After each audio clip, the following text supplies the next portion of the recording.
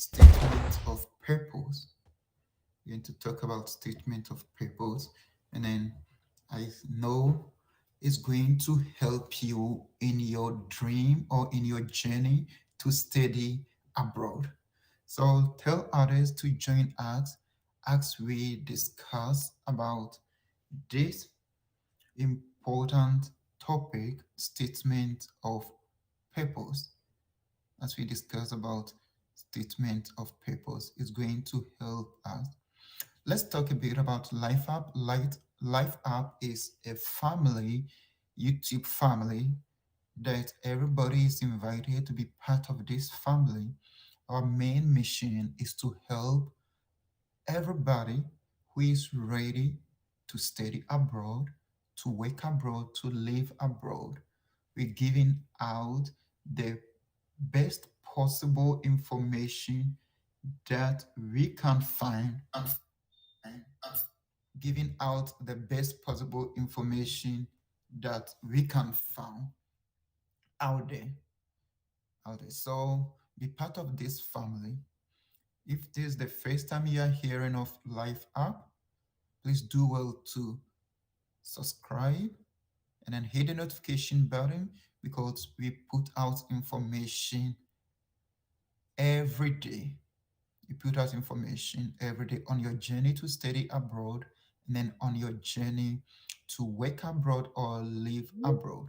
Today we're looking at statement of purpose. If you want to study abroad, statement of purpose is one of the important things that you need. It is part of your application package. It's something that you need to submit. So it's very, very important in the application decision for you to be admitted into a university abroad is very, very important statement of purpose because your transcript, your degree, your work experience, they don't actually tell the admission committee who you are. They only see what you did over there. But the statement of purpose is what you are telling them that, yes, this is me. This is what I have done before. This is what I want to do. This is why I want to do this with you. So it's very, very important. So even some people says it is the admission application decision maker to be admitted. So that is how some people term it because they said statement of purpose for you to be admitted, it take like a higher percentage of your admission um, decision. So if you are planning to study abroad, do not take the statement of purpose as anything that you write anyhow. Please put all your maximum effort into it to write it. So that is why I'm going to go over some important things that you need to know about this statement of purpose when writing it. So let me officially define what statement of purpose is. Like it has been defined in so many ways, but I would simply say, like as the name statement of purpose, it is a statement that is defining why you want to study in that particular school and why you think you should be admitted. Why you think you should be admitted. So, a reflection of your personality, that's your life, your career goals, your beliefs, your vision, putting it in document form and presenting it to the admission committee. That is what all that statement of purpose is about. That's all that statement of purpose is about. But the important thing you need to know is I'm just giving you a general information. on how to go about statement of purpose, a general information on how to go about statement of purpose.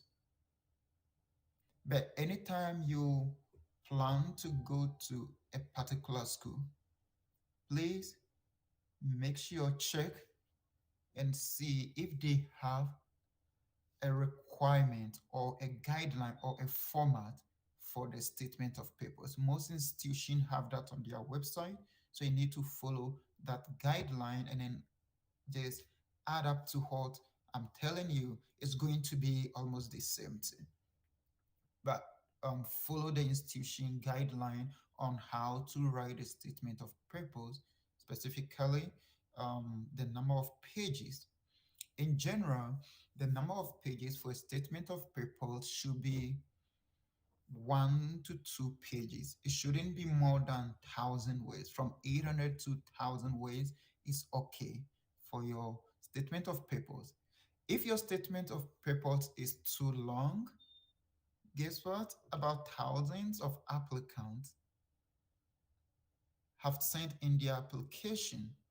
And then we may have about, I don't know the number, but I'm assuming, maybe let's assume a number of even 10, which I think it will be greater for an admission committee.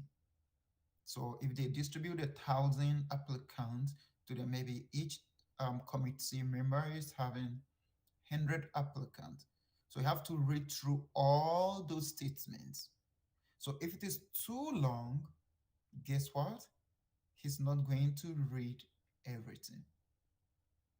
But if it is brief with detailed information, then it's very, very catchy. Then he reads it. You know, if you have taught before, if you are reading a script from your student, and then you see from the beginning, you take the script, and then from the beginning, it is boring.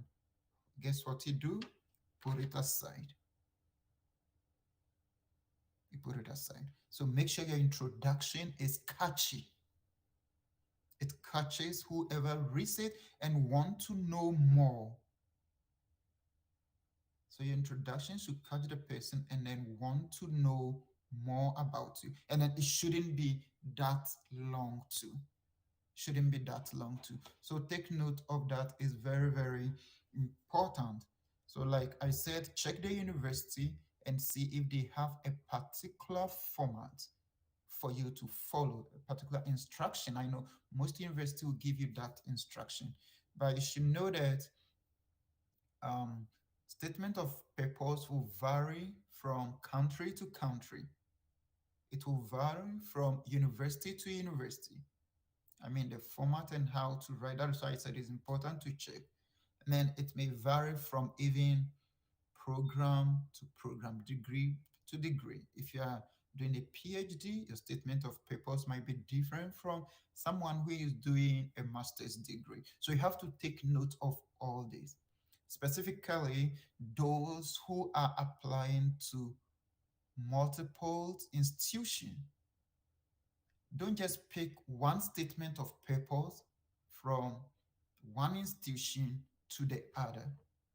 You need to write a different statement of purpose. I'm not saying write a different thing, but write a statement of purpose specifically for each institution that you want to enroll in. So that is very, very important that you need to take note of. You need to take note of.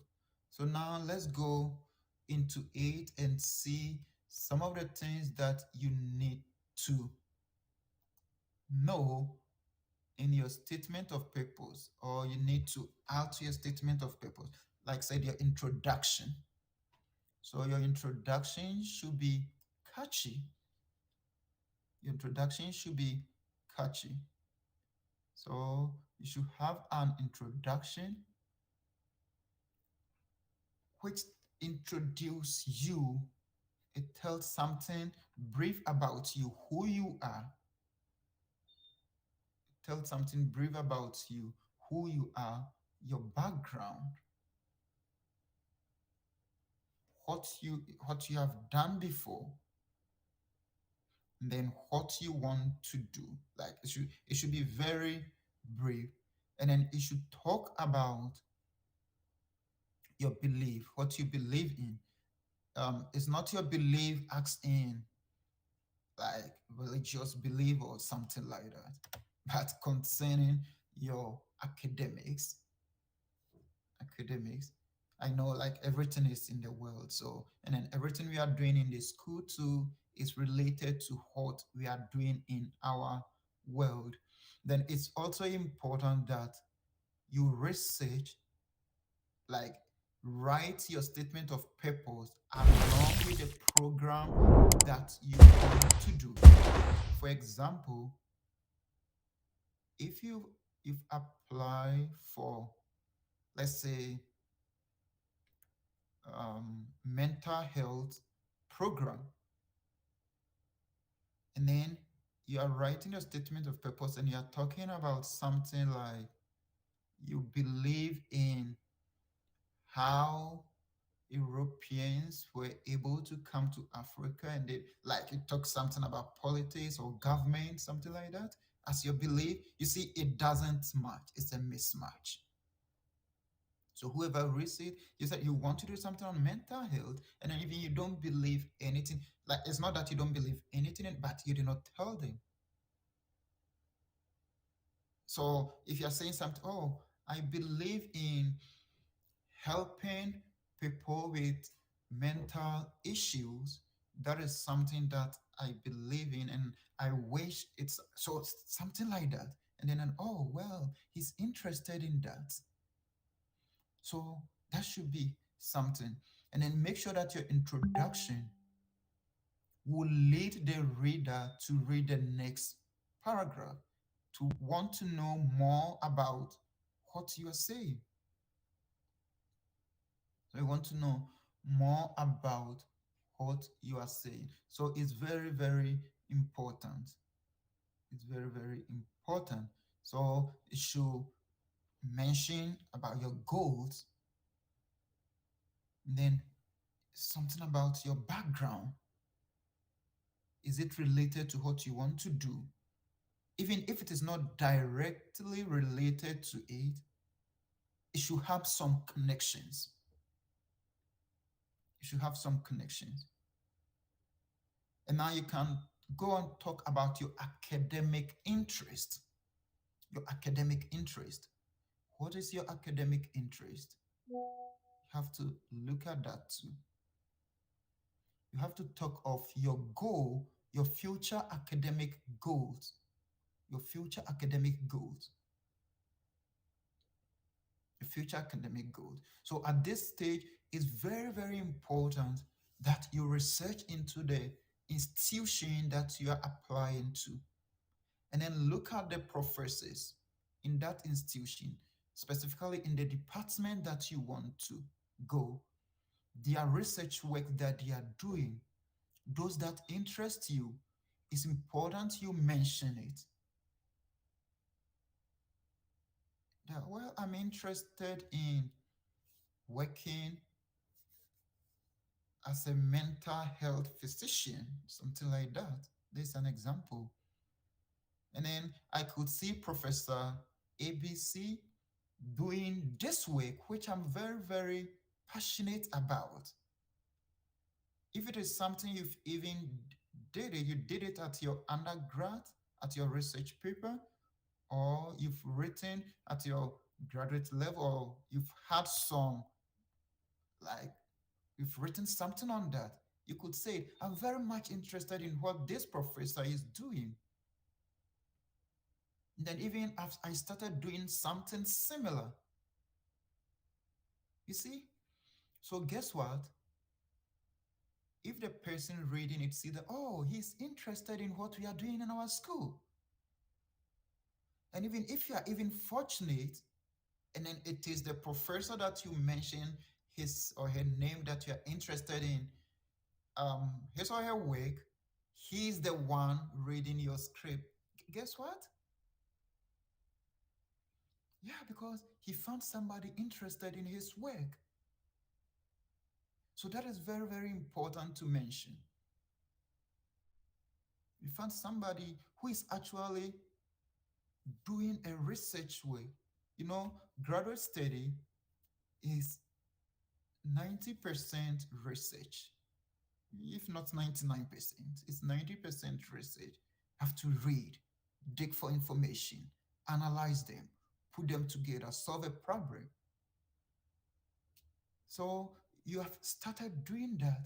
Well, so he's somebody who can help us at this department because he actually likes reading. And even look, he's interested in what we are doing already. We need to get him on board. That is how it works. So that is very important. That is very important. And then one important thing that you need to also mention is your short and long term goals. So after graduating, after 4 years, after 2 years, after 3 years that you've graduated from that institution, what is your goal in 5 years' time? What do you want to achieve in 10 years' time, even in 20 years' time? It's something that you could tell them, something that you could tell them in your statement of purpose. So this is very, very important. It's very, very important. So these key ways or key things is what you need to do. You should also include your professional experience. If you have some professional experience, you should include it. I've said, I mentioned academic background, your professional experience. In some of my previous videos, I mentioned of we should make sure we have all our research papers that we did from our diploma, our degree, if you have done a master's, and for research paper, we should have them.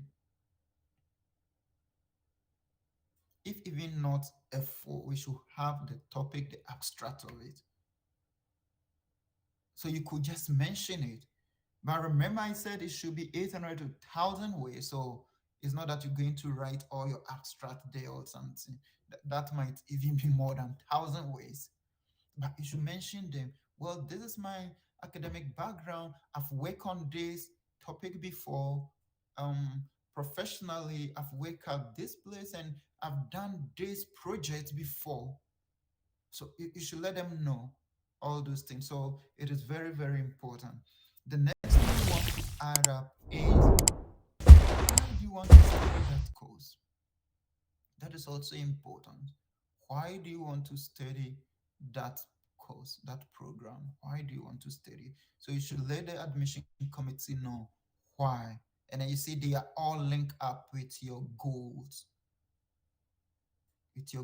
and then your background, your experience.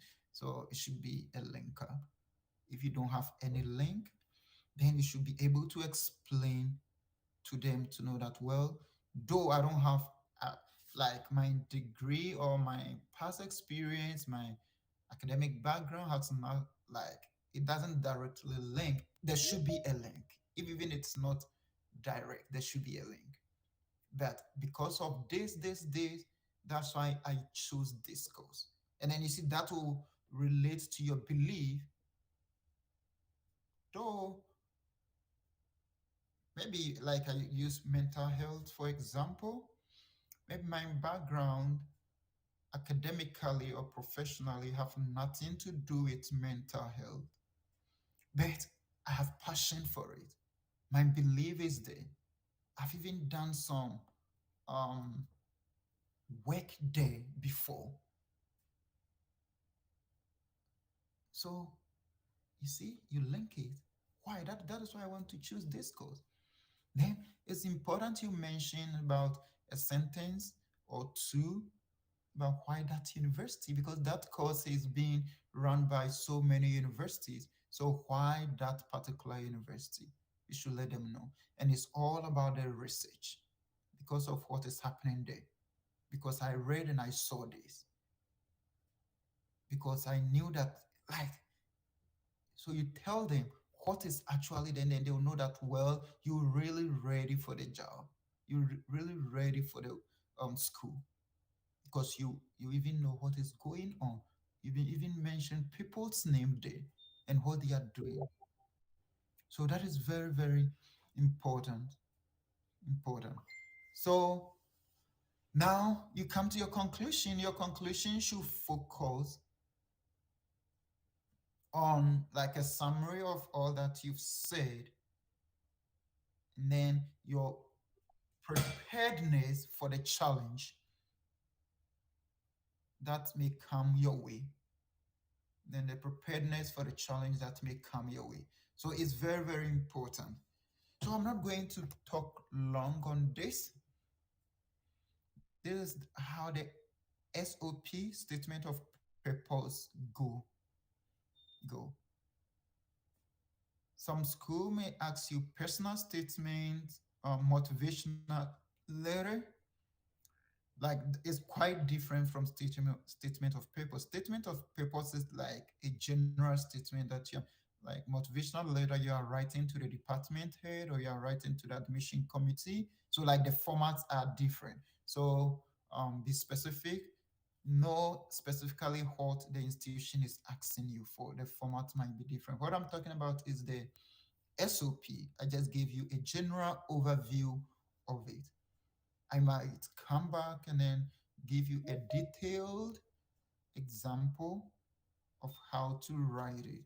And then if your SOP is good, your your admission is guaranteed, and then scholarship is also guaranteed. Of late, most institutions give merit scholarship. So if they admit you, you get a scholarship. And then the competition is very key. That's why I said, take your time and write the SOP, prepare for it. And then after you finish writing the SOP, make sure you read over, and over. Make sure you do all necessary corrections. Give it to somebody to read it for you. Those who have done English, those who have major in English, give it to them to edit it for you, because you don't want to have any grammatical error in there.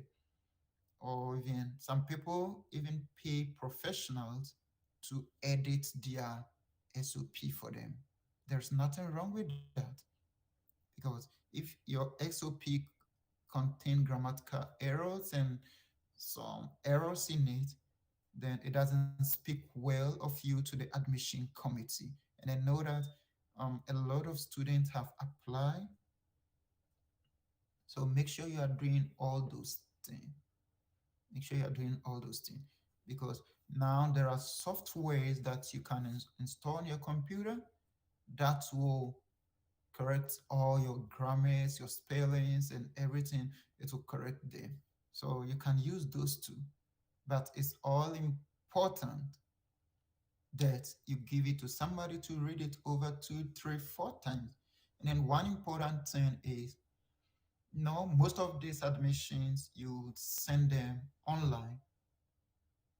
It's very, very important that you print a hard copy of your final work and read over. Because at times, I don't know how that happens, but at times, if you're reading from the screen, there are some errors, there are some mistakes that you don't see. But if you print it out and you read a hard copy, you get to see every mistakes there. You give it to other people to read a hard copy, you do the correction, you print it again. Make sure you are sending an error-free statement of purpose. Statement of purpose. Yeah. So this is it for statement of purpose. This is just a general overview of how to go about it. If you write a strong statement of purpose, your admission is guaranteed, your scholarship is guaranteed. And then you should also note that statement of purpose is different from research proposal. Those who are applying for PhD or research-based masters, you will be asked to write a research proposal, and they'll give you guidelines on how to write a research proposal.